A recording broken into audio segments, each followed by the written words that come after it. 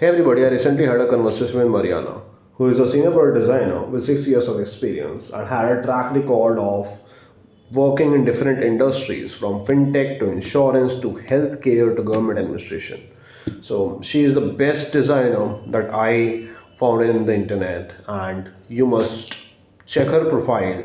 You must check out this proper conversation that we had. Insights that you will get out of this conversation will be much more useful for your design journey. And if you are a person who want to start your design career, this conversation is best for you.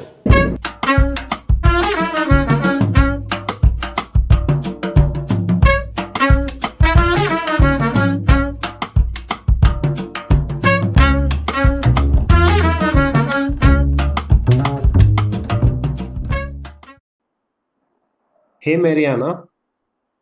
Hi, Shank. Yeah, so we have some questions from the community members, and we can just start off with that. The first is to start a career in design, do you need any degree or certifications? Well, from my perspective, my own design journey, I had to study UX in a Mhm. university for about 4 years. However, some of the peers that I've worked with, they told me they've done boot camps or they've even transitioned to do a master's in UX. Hmm. And this master's, for example, in U of T, which is the University of Toronto, it lasted only a year long. So yeah, there's a lot of different avenues that you can study UX, be in the field. Hmm. But I would say, a couple years back, people would ask me, where did you study UX?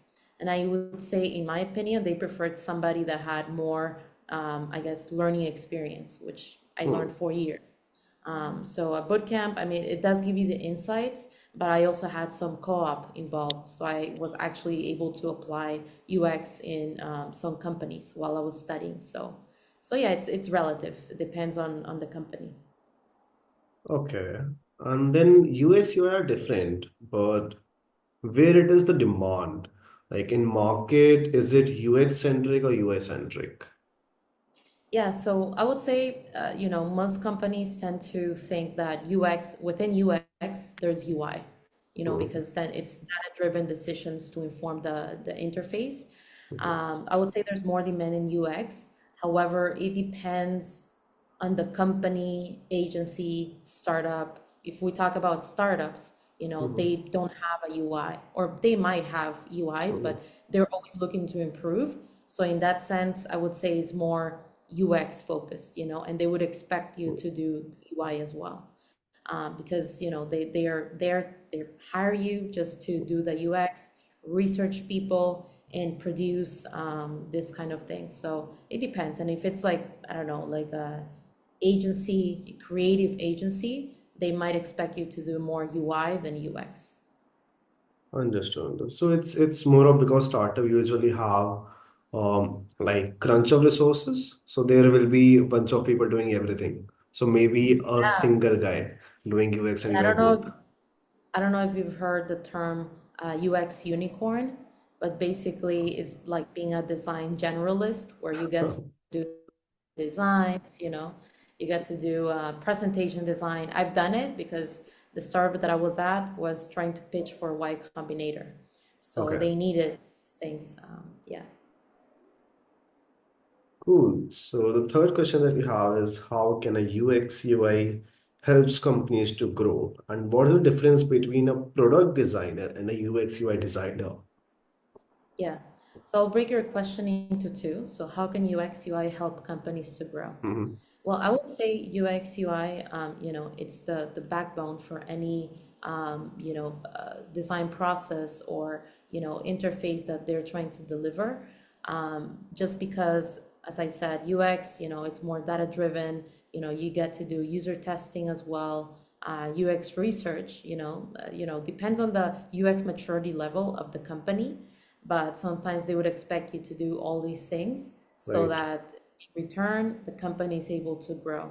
And it depends. They will specify to you, oh, we're hiring this UX UI designer to focus on adoption or conversion rates. So they will Right. tell you right away, but Yeah, it's definitely they're hiring you for a reason, and that reason will always lead to company growth. And Understood. Mhm. yeah, and then the next question was, what is the difference between product designer and UX UI designer? So product, as the name suggests, it's more focused on, let's say let's say for example, BMO installment lending. So installment lending, or they call it also BMO PaySmart, it goes by that name as well. It's a product that had its product owner, had its PM, its BA, engineers, and everything. And I was hired to do product design. Okay. Many people know it out there as UX. I would say, in my opinion, that both are interchangeable. Both are Hmm. interchangeable. It means the same thing, but UX I think is more general. You can do the UX unicorn, and then whereas in product design they're hiring you to do just product. They're not hiring to do social media or presentation design or any of those things or website design. Right. So yeah, or like product design and UX UI design is totally different, and usually this questions arises, especially for the people from the people who are just entering into this field. So Mm. this is the thing I believe, like a UX UI designer can be a product designer over the years after having expertise upon the product thing. So that can be a thing. Then there is another question. But can you share some of your favorite design principles and philosophies and how they are important for work? Yeah, so I would say I follow more of a design thinking approach. That's what I've been taught in Right. university. How there's a lean design for startups. The diamond design Hmm. kind of like methodology. But I follow design thinking, and this process is usually very iterative. So Hmm. the company might be waterfall, but as a designer, if they come back to you and say we need to rework on this, I will do it because that's part of the things that design thinking does, researching from wherever the product is at. Let's say that Right. they haven't done research, they're looking for a discovery approach. So then, that's when workshops would come into play, when surveys, interviews would come into play. And so, yes, I think my process is more defining the problem, iterating on the wireframes and like prototypes to be able to show to the stakeholders, and then obviously doing the user testing. So you need to validate for your design, seeing if it's the best experience possible for the users. And yeah, and it's really important for my work, of course, because as a designer, I need to get inspired. I need to get ideas from other industry best trends. And so Right. it's important that I compile my work and be able to iterate on a fast pace. So I can summarize it in this sense that for basic designers, the basic principle to move ahead with is agile methodology rather than waterfall for designer personally. For the companies, it can varies, but for personal designers who are designers, agile works the best. Correct me if I'm wrong. Yeah, no, agile. Agile is definitely what I'm Mhm. talking about when I say iterative. I've been in a company where it was waterfall method.